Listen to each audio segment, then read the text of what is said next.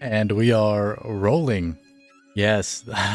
Yo, I just started this channel 2 days ago on September 11th. You know, the two towers crashed down just like my freaking picks. I went 6-7. I don't know if I've ever done that bad on picks in my entire life. Now, if what's his name right here, Zachary hadn't freaking punted Sedriques dumbass and the nuts, I would have been 7-7, which I think is still not great, but 50-50 is better than less than 50%. But anyway, here's the thing about that, right? It's like a lot of people are so like afraid to put themselves out there because of failure. In my opinion, I failed tonight, right? That was a complete failure on my end. 6-7, that's pretty much the worst I've ever done. And this is a brand new channel. That was my first picks video ever. And I also did a bunch of shorts and other stuff with all these fights. And this is how it goes though, right? It's like I did really well before I started freaking live streaming. Just as I did really well, I actually just signed up on Tapology. This is not the Tapology website, but I actually just signed up on Tapology in August, on August 8th. And the fight card before that, I went 12 for 12, 100% clean sweep. And like, that's good, right? That's good. But I didn't even, it's not even logged. I mean, technically it's out there in the universe that I got that, but like I didn't even log that into like Tapology, right? And then I signed up on Tapology, and then like that first card that I did on Tapology, I think I went like it was pretty bad. I don't think it was as bad as tonight, but it was pretty bad. So that's an interesting dynamic, right? It's like when you put yourself out there, you create that account, and things go to shit. The towers crumble. But who cares? Who the heck cares? I don't think anybody watching right now is really like looking at me like, dang, you're such a fucking idiot. Oh my god, you should stop. Actually, I do think people do that because I have other YouTube channels, and there legitimately have been people that have said stuff like that, and then what? Like I just keep going and I keep winning, right? So next time I'm definitely going over 50%. That's the goal, right? I've set a low bar for myself here by going 6-7. So next time, if I don't get over 50%, well, nothing's going to happen if I don't. I'm just like, that's the goal, right? So anyway, let's do the recap, shall we? Starting off with the first fight on the card, Rodrigo Sezinando versus Daniil Donchenko.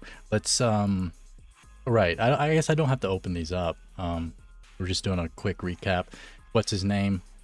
Right here. He finished tough Rodrigo in the first round, and it was not very competitive. I guess I should have opened it up because you can see here with the strike counts 10 and he had 42. Like Daniil was just murking this guy like pretty easily, I would say. He did get hit, of course, because he's tough, Rodrigo, but pretty much got murked. Daniil was my choice, and we move on to the next one. Montse Rendon. I picked Elise Pereira, just as most people probably did. I mean, she was the favorite, so most people picked her. It was a split decision, actually. And when I was watching it, I was actually, I wouldn't say I was talking crap, but I was actually like being really critical with Elise's running. Like she just kept running. Girl, calm down, stop running. And then she also throws shots from like far away, like Michelle Watterson, like kicks from far away. Like, girl, the other girl is like 6 feet away from you. You have no depth perception or what? But even then, I think the split decision makes sense because you can argue that Alice or Elise won the first and the third. You can argue that, I think, even though I don't think it would have been a robbery if she had ended up winning. But also, good choice. Like, it was a Mexican on Noche UFC, right? So, good choice. Next up is Alessandro Costa versus Alden Coria. I highly underestimated Coria. I thought he was going to cave and crumble to Alessandro. It ended up being the opposite. In fact, I think a lot of my picks tonight were the opposite. Like, some of the like with the main event, I had Jean Silva TKOing Diego Lopez in the second round. It turns out Diego Lopez KO'd Silva in the second round. Although Silva was putting it on him just before Diego hit that spinning back elbow. I will get to that. Anyway, with this fight, Coria, he did really well. Like, he was gung-ho about it, and I heard in my chat, I did a live stream, someone mentioned that he is actually training with Joshua Van, I believe. I'm pretty sure he's the one that was mentioned, training with Joshua Van. Makes sense. Look at how big of an underdog he was. Plus 350 right here, minus 455. And he looked like he was the minus 455 in that one. Didn't pick him. My loss. Zachary Reese versus Sedriques Dumas. No contest because Zachary Reese completely punted Dumas's right nut to the point where Dumas couldn't stand up. He had to be stretchered out. And they even said, or he even said, as he was on the ground, that he can't feel his right ball. And in my mind, I'm like, if you can't feel it, then how's it hurting so much, brother?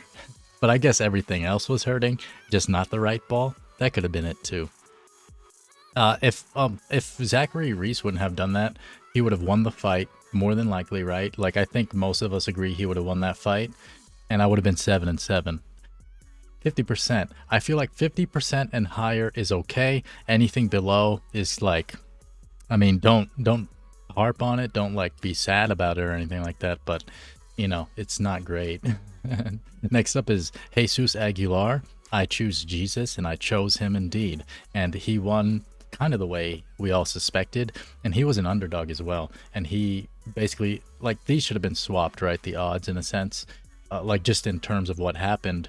He should have more been like the negative 218 because he was putting it on Gurule, and it was a good fight, like really good fight. At the time, that was like the fight of the night up until that point, after all these other ones.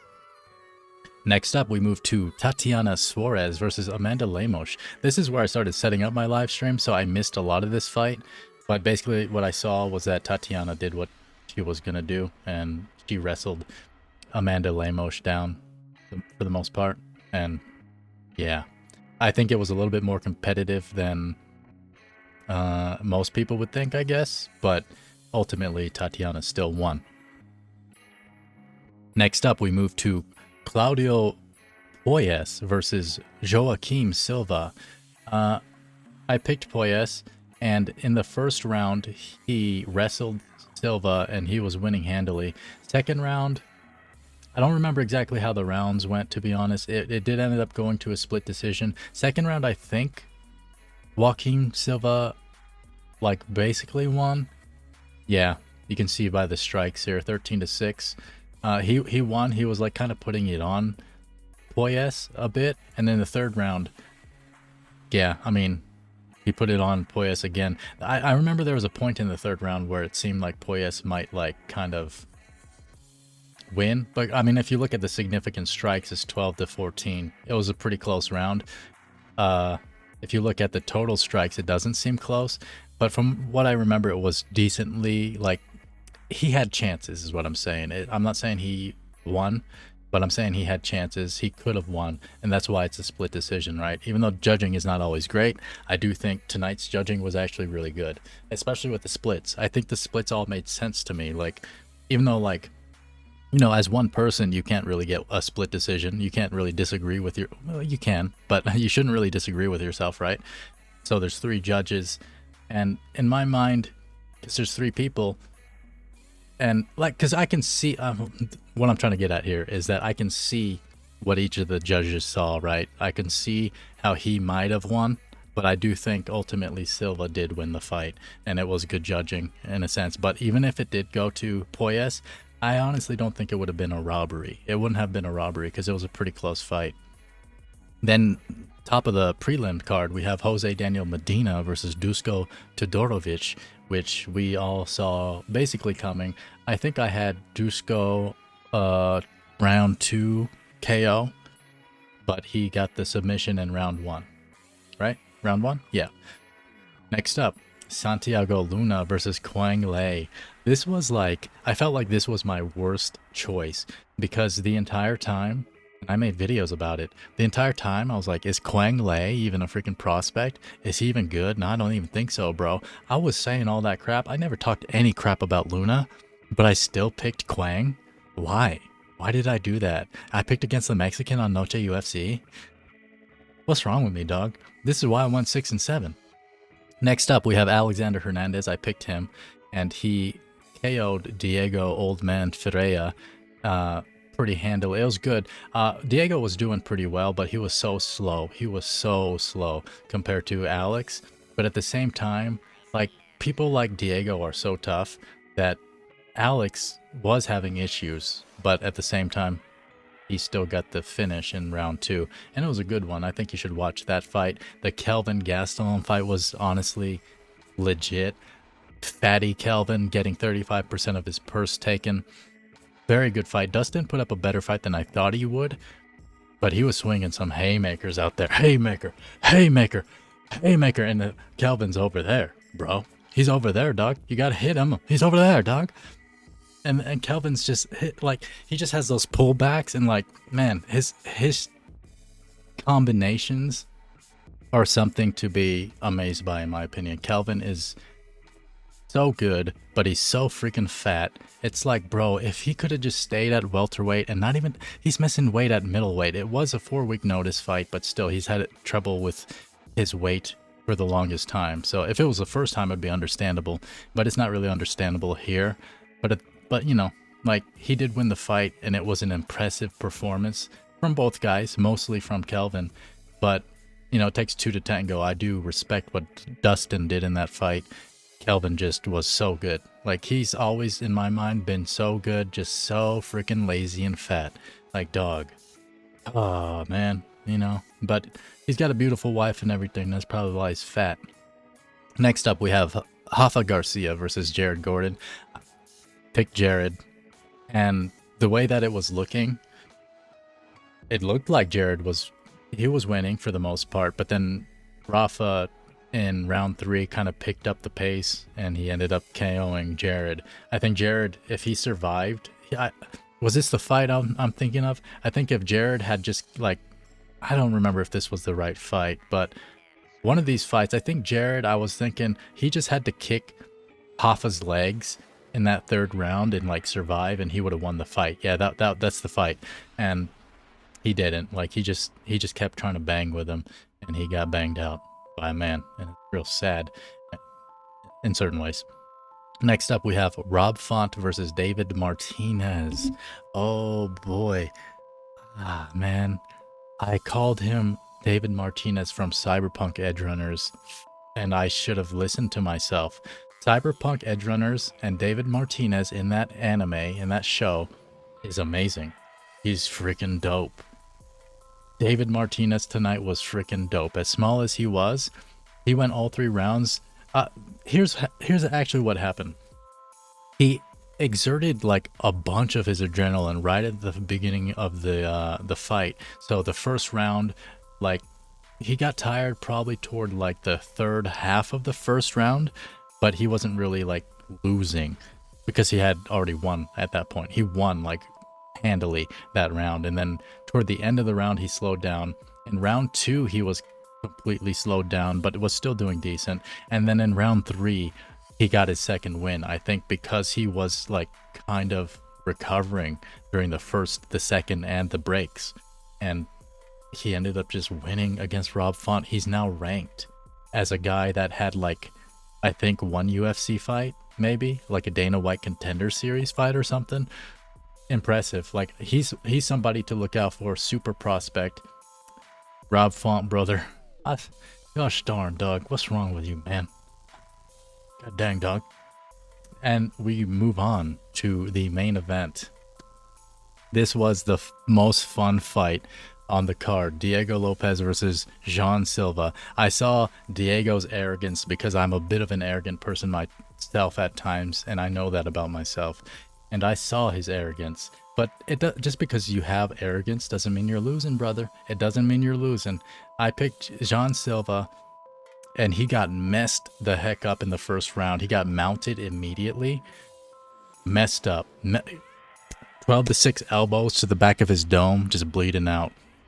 2nd round, they go out, and John Silva, and I don't know what other people were seeing, but in my opinion, John Silva was messing Diego up easy. Like, I think If you don't agree, you should really re-watch that second round because John Silva was, okay, maybe I shouldn't have used the word easy, right? But John Silva was dominating Diego in that second round on the feet. He was completely dominating him. He got taken down once, he did get back up, and then just a hectic fight where Jean was hitting all of the best shots in that second round, but Diego freaking stole Jean Silva's move and did a spinning elbow and KO'd him. It was amazing. Seriously amazing. Respect to Diego for that, despite his arrogance. I will never take those videos down, like the one I made of him being arrogant, because it's true. Like, just because I was saying that he was being arrogant and I'm picking Silva, I always said that this fight was 50-50, and the fight showed that it was 50-50, especially if you take into account how much better Silva was on the feet. If there was zero grappling, I know this is MMA, I'm not trying to, like, you know, change the goalposts or anything, but just for a moment, you know, suspend disbelief. If Jean Silva and Diego Lopez were in a kickboxing match, Jean Silva would mess up Diego, like you saw it. But Diego's bigger than Silva. He took him down so easy. And Diego, I think, is also bigger than Bryce Mitchell, because Bryce Mitchell tried to take down Silva and he couldn't really do it, but he's also not at that level, right? Like, I feel like Diego would out wrestle Bryce in certain ways. I feel like he would, in an MMA format, not wrestling format, right?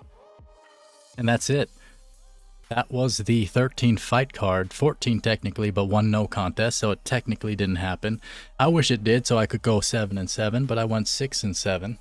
Next time I will definitely do better. You can hold me to it. All these videos are going to stay up, because I don't give a shit. I ain't the type of person to take shit down just because I'm wrong. I want people to see that I'm wrong, and that in certain ways, it doesn't really matter, you know? Because I had fun tonight. This was a fun card. And I appreciate you being around. Check out my VPN, sponsored by myself, www.coin.me. Great VPN, over 50 servers globally. For now, this has been Coin with Minted MMA. You have been you, and I do wish you a good day.